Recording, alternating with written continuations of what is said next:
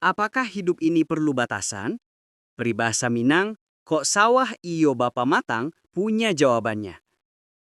Kali ini, kita akan menyelami sebuah peribahasa Minangkabau yang kaya makna. Kok sawah iyo bapa matang, kok ladang ado bintalaknyo, idui nan usah manyapalang, adap tarati nan kadijago. Peribahasa ini bukan sekadar ungkapan biasa, tapi cermin nilai kehidupan yang dalam. Ia menggambarkan batasan, aturan, dan kesopanan dalam hidup bermasyarakat. Bagaimana filosofi ini relevan dalam kehidupan modern? Mari kita bedah bersama. Friends, have you ever heard the proverb, kok sawah iyo bapa matang? Yes, sir. But what does it actually mean? Just wait, we'll discuss it. Coba perhatikan hamparan sawah dan ladang kita.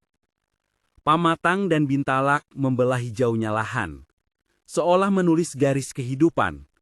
Disinilah aku berhenti, dan di situ engkau mulai.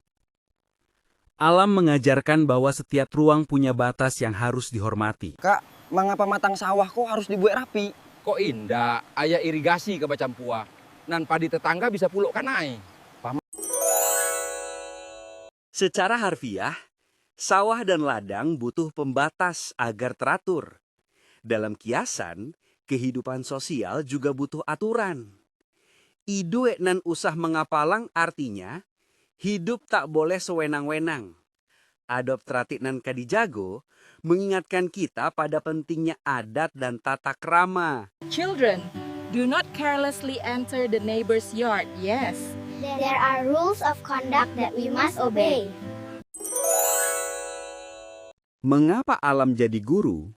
Falsafah alam takambang jadi guru mengajarkan bahwa alam adalah sumber kebijaksanaan. Alam mengajarkan keseimbangan dan keberlangsungan hidup jika kita menghargai batas. Siswa-siswi, apa yang dapat kita pelajari dari alam? Kita dapat belajar tentang keseimbangan, Bu. Saratopulo tentang pantiangnya menghormati bateh, sarupo jobanda sawah tuh.